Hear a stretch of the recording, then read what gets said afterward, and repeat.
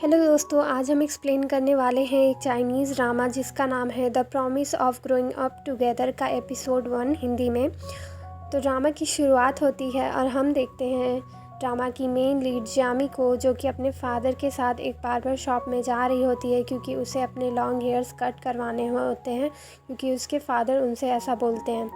अब उसके फादर उससे बोलते हैं कि यिजिंग हाई स्कूल के रूल्स के अकॉर्डिंग लड़कियों के बाल शोल्डर से नीचे नहीं होने चाहिए, जिस पर जियामी बोलती है कि ये रूल अभी तक एक्सेप्टेड नहीं है।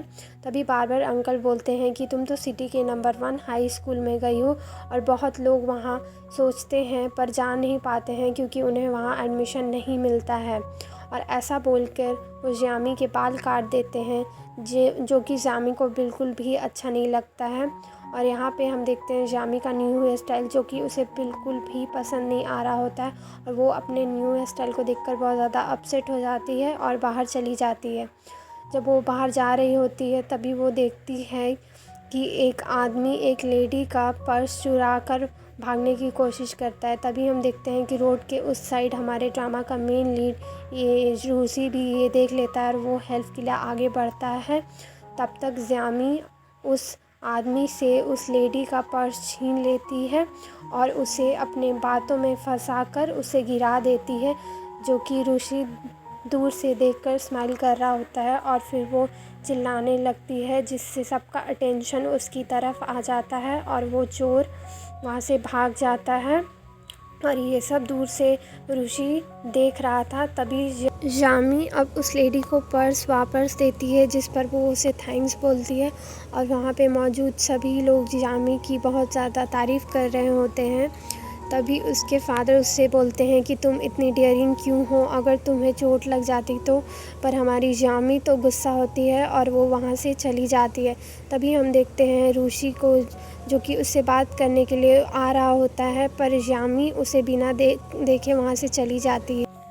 फिर हम देखते हैं कि जियामी की मदर यहाँ जियामी का बैग पैक कर रही होती है। तभी वो देखती है कि जियामी के फादर आते हैं और उसके पीछे जियामी अपना मुंह लटका कर आ रही होती है। जैसे ही उसकी मदर उसका हेयर स्टाइल देखती है, वो थोड़ा स्माइल करती है और कहती है कि ये हेयर स्टाइल तुम पे बहुत ज़्यादा सूट कर रहा है, जिससे जियामी और भी ज़्यादा चिढ़ जाती है और वो चिढ़ कर बोलती है कि आज से मैं आपकी डॉटर नहीं हूँ। और ऐसा कहकर वो गुस्से में रूम में चली जाती है। यहाँ रूम में हम देखते हैं कि जियामी अपने ऊपर कभी क्लिप्स ट्राई कर रही होती है तो कभी वो अपने बालों को स्ट्रेटन करती है। तभी जियामी की मदर वहाँ पर आ जाती है और वो उसके लिए कुछ फ्रूट्स लाती है और वो जियामी को बोलती है कि वो अपसेट ना हो, उसे और भी ज़्यादा ब्यूटीफुल बना देंगी। और ऐसा कहकर वो जियामी के बाल कर्ल कर देती है, जिससे जियामी और भी ज़्यादा अजीब लगती है। और उसकी मॉम बोलती है कि उन्हें किचन में कुछ काम है और ऐसा कहकर वो वहाँ से चली जाती है, जिससे जियामी और भी ज़्यादा चिढ़ जाती है। फिर अगली सुबह हम देखते हैं कि जियामी नोटिस करती हैं कि वहाँ सभी लड़कियों के बाल लंबे होते हैं, मीन्स उसके पेरेंट्स ने रूल्स को कुछ ज़्यादा ही स्ट्रिक्टली ले लिया होता है। तभी जियामी अपने मम्मी पापा की तरफ देखती है। तभी उसके फादर बोलते हैं कि उसको और उसकी मम्मी को कुछ उसके लिए इम्पॉर्टेंट सामान लेना है और ऐसा कहकर वो वहाँ से चले जाते हैं।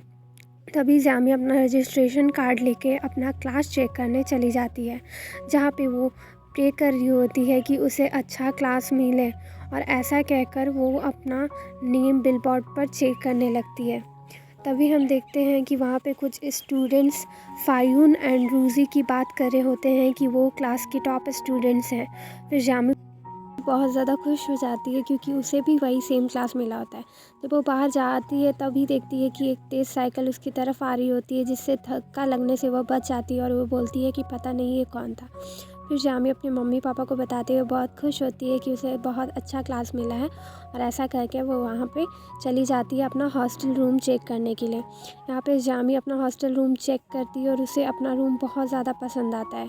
और जब जियामी बाहर जाती है तब वो देखती है ऋषि को फ़ुटबॉल खेलते हुए और उसे फ़ुटबॉल खेलते हुए देखकर वो बोलती है कि ये कितना हैंडसम है और वो उसे बहुत ज़्यादा इम्प्रेस हो जाती है।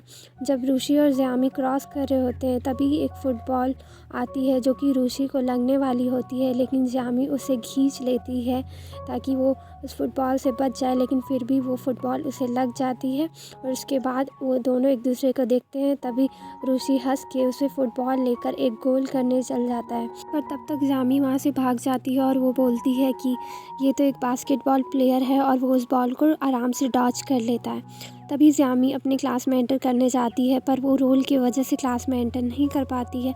तो वो सोचती है कि क्या इस क्लास में कोई लेजेंडरी बैरियर है। तभी हम देखते हैं कि रूशी आता है और उसका रोल सीधा करता है, जिससे वो क्लास में एंटर कर जाती है। और तभी हम देखते हैं कि वो बहुत ज़्यादा हंस रहा होता है। तभी ज़ियामी बोलती है कि तुम्हें इस तरह किसी पे हंसना नहीं चाहिए।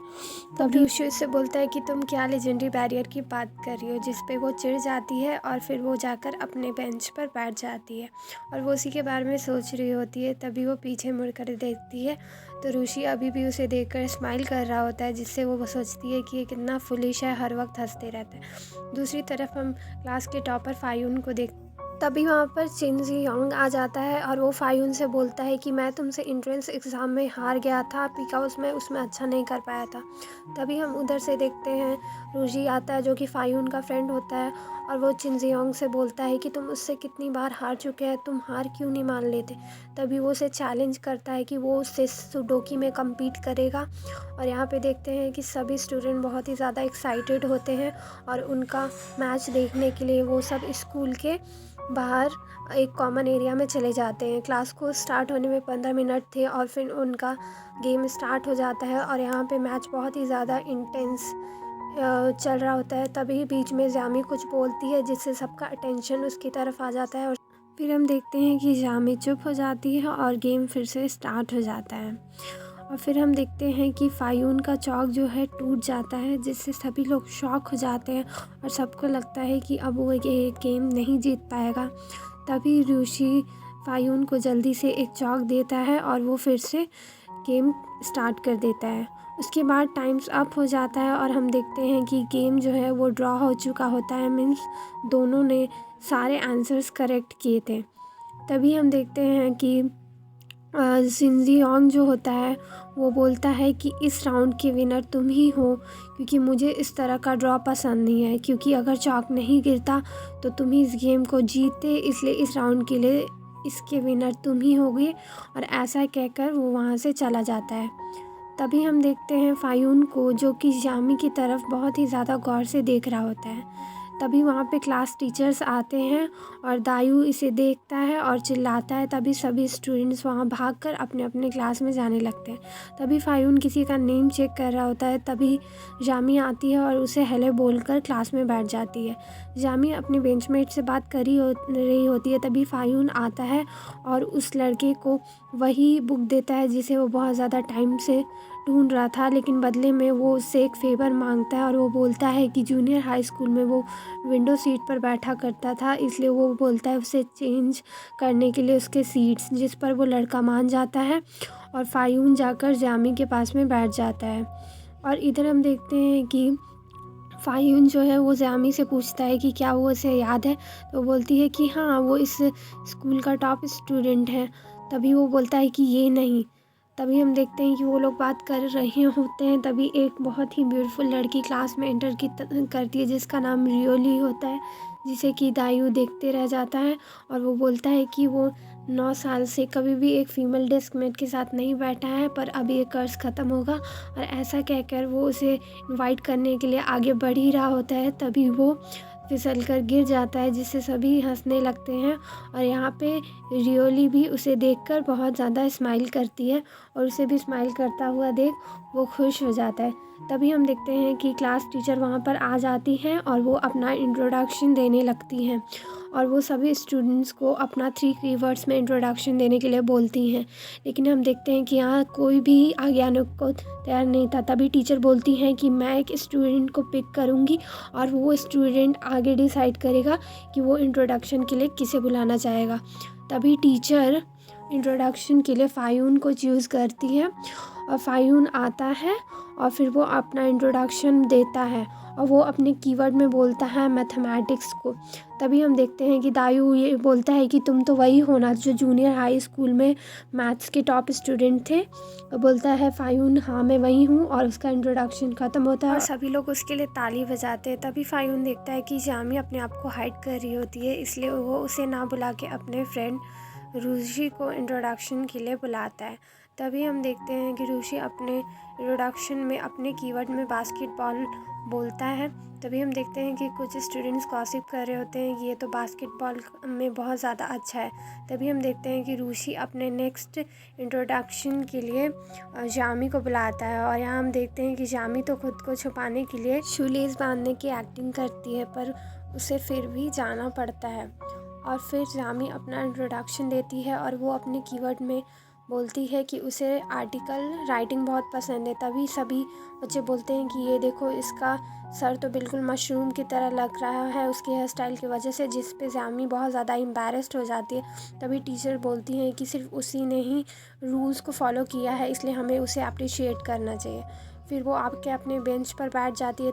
फिर फ़ायून उसे कॉम्प्लीमेंट करता है कि उसका हेयर स्टाइल बहुत अच्छा है। फिर हम देखते हैं कि सभी बच्चे बारी बारी से अपना इंट्रोडक्शन देते हैं और वो अपने कीवर्ड में अपने हॉबीज़ के बारे में एक्सप्लेन करते हैं। फिर यहाँ पे क्लास टीचर क्लास का मॉनिटर अनाउंस करती है और वो क्लास का मॉनिटर फ़ायून को और एक और लड़की को बनाती है और वो क्लास का रिप्रेजेंटेटिव जामी को बोलती है, जिस पर जामी शॉक हो जाती है। पर फ़ायून बोलता है कि तुम ऐसा कर लोगी, इसलिए वो खुश हो जाती है। फिर वहाँ पे क्लास टीचर बोलती हैं कि उन्हें 6:30 बजे मिलिट्री ट्रेनिंग में आना होगा, और यहाँ पे एक लड़की फ़ायून को कॉन्ग्रेचुलेट कर रही होती है। और हम यहाँ देखते हैं कि जामी और उसकी तीनों फ्रेंड को सेम ही हॉस्टल मिला होता है, और फिर वो चारों कैंपस में चली जाती हैं अपना कैंपस कार्ड रिचार्ज करवाने के लिए। फिर हम अगले दिन देखते हैं मिलिट्री ट्रेनिंग में, जहाँ सबकी ट्रेनिंग हो रही होती है, लेकिन जामी और उसकी फ्रेंड अभी तक यहाँ पे नहीं पहुँची होती है। फिर हम देखते हैं कि मिलिट्री ट्रेनर इंस्ट्रक्टर देखते हैं कि वो दोनों भी यहाँ पे पहुँच जाती है, और फिर उनकी भी ट्रेनिंग स्टार्ट होती है। और वो सभी को इंस्ट्रक्ट करते हैं कि उन्हें आधे घंटे तक इस कड़ी धूप में सीधा खड़ा रहना होगा, जो कि एक बहुत ही टफ़ काम था। फिर मिलिट्री ट्रेनर इंस्ट्रक्टर सबको जाके बारी बारी से चेक कर रहे होते हैं कि कहीं कोई मिस्टेक तो नहीं कर रहा होता है। फिर हम देखते हैं कि दायू, जो कि कड़ी धूप की वजह से बहुत अनकंफर्टेबल फील कर रहा होता है, तभी हम देखते हैं कि दायू तो रूशी पे गिर जाता है।